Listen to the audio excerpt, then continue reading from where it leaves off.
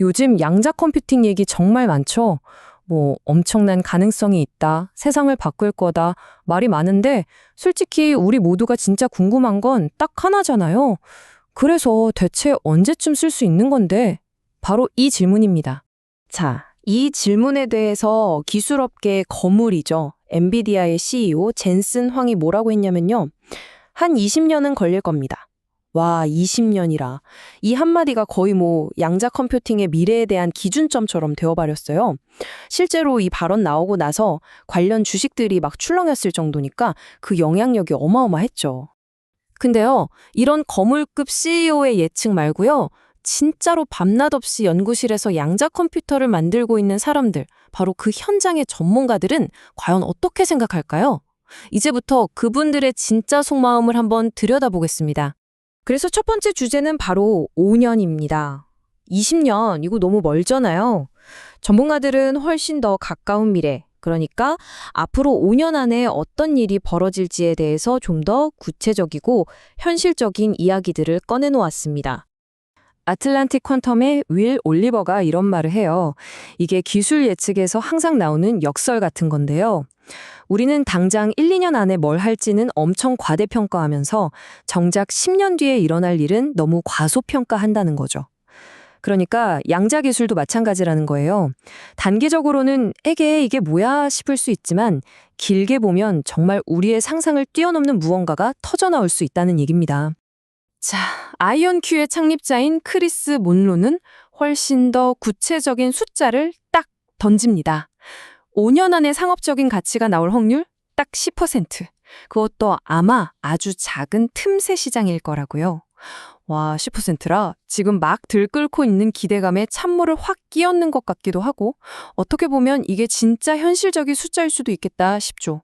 크리스 먹노의 이 지점이 정말 재밌어요. 잘 생각해 보세요. 똑같은 10%라는 숫자를 두고도 이걸 보는 시각이 완전히 다른 두 세계가 있다는 겁니다. 바로 투자자와 학계죠. 투자자한테 10% 확률로 대박이 난다? 이거 무조건 베팅해야 하는 거잖아요. 그런데 학계에서 내 논문이 맞을 확률이 10%다? 이건 뭐 그냥 쓰레기통에 버려야죠. 출판은커녕 말도 못 꺼내요.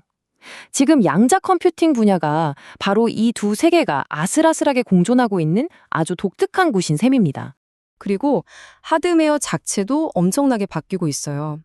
퀘라의 세르지오 칸투가 설명하는데 예전에는 양자 컴퓨터가 뭐랄까 한번 딱 실험하고 끝나는 그런 단발성 장비에 가까웠거든요.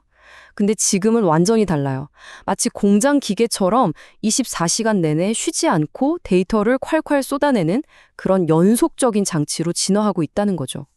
자, 기계가 이렇게 변했다는 건 뭘 의미할까요?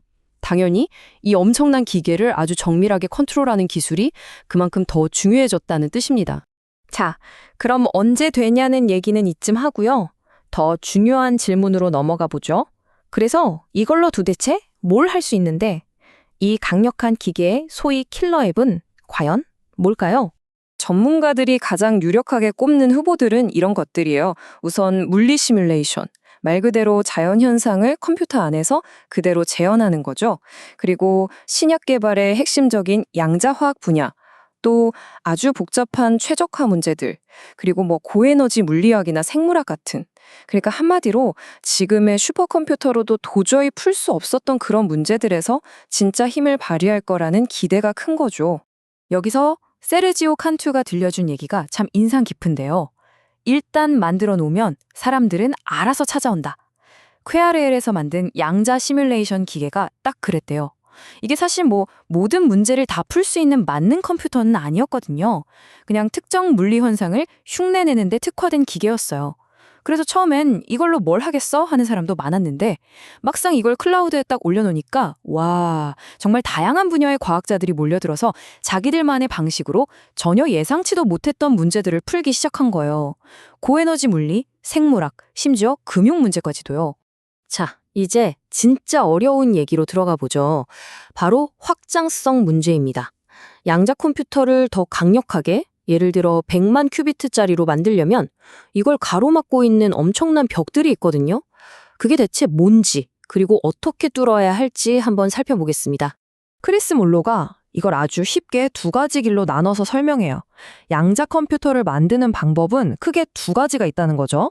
첫 번째는 원자나 이온처럼 자연에 원래 있는 걸 쓰는 자연계 시스템. 이건 큐비트 자체는 신이 만든 거니까 완벽해요. 대신에 이걸 우리 마음대로 제어하기가 지옥같이 어렵다는 공학적인 문제가 있죠.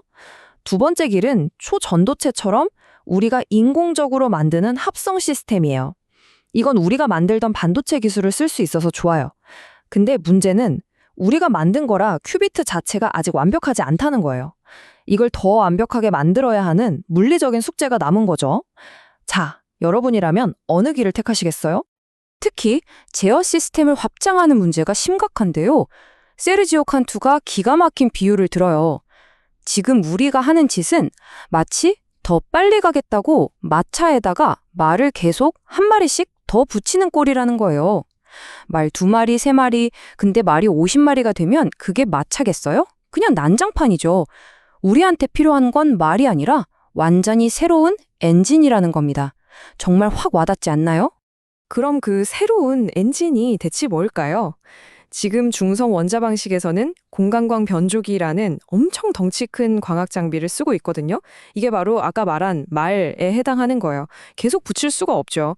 그래서 이 50마리 말 마차를 피하려면 완전히 새로운 접근이 필요한데 그 유력한 해결책으로 꼽히는 게 바로 광집적회로, 줄여서 PIC라는 기술입니다.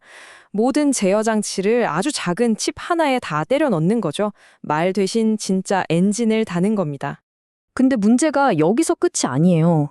MIT의 덜크 잉글란드가 진짜 충격적인 얘기를 하나 하는데요. 들어보세요. 지금 계획 중인 양자 컴퓨터 딱 한 대를 만들려면요. 어떤 핵심 부품이 필요한데 그게 전 세계 1년 생산량을 몽땅 다 쏟아부어야 겨우 만든다는 겁니다. 와, 이거 진짜 엄청나지 않나요? 그러니까 이 확장성이라는 게 단순히 물리법칙이나 공학 설계만의 문제가 아니라 아예 부품을 만드는 제조업, 공급망 전체가 다 뒤집어져야 하는 거대한 문제라는 거죠. 자, 이제 마지막 주제입니다. 이 분야를 둘러싼 뜨거운 거품, 과대 광고에 대한 이야기. 그리고 그 모든 혼란 속에서도 우리가 왜 이 기술에 희망을 걸어야 하는지 그 근본적인 이유에 대해서 한번 짚어보겠습니다. 왜 이렇게 과대 광고가 많을까요?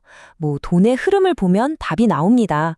크리스 먼로가 지적한 건데요. 지금 양자 분야에 들어오는 돈을 보면요. 민간 투자가 정부 지원금보다 무려 10배가 많아요. 10대 1입니다. 상황이 이렇다 보니 당연히 투자자들을 만족시키기 위한 상업적인 압박이 엄청나고 그게 과대 광고로 이어질 수밖에 없는 구조인 거죠. 하지만요, 이 모든 과장과 소음들을 싹 걷어내고 나면 우리가 절대로 놓치지 말아야 할 본질이 남습니다. 바로 이 말이에요. 어떤 문제들은 양자 컴퓨터로만 풀 수 있거나 아니면 영원히 풀리지 않을 것이다. 이건 그냥 잘 됐으면 좋겠다는 희망사항이 아니에요. 기존 컴퓨터가 가진 근본적인 한계에 대한 어떻게 보면 수학적인 팩트입니다.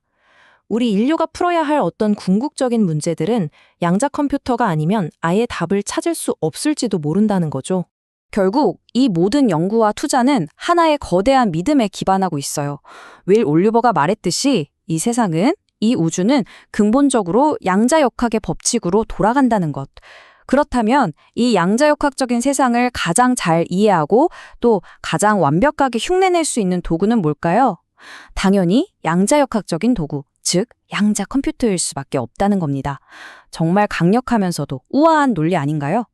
자, 오늘 이야기를 마무리하면서 마지막으로 이 질문을 던져보고 싶습니다. 어쩌면 양자 컴퓨터의 진짜 가치는 우리가 지금 풀고 싶어하는 문제들을 해결하는 데 있는 게 아닐지도 모릅니다.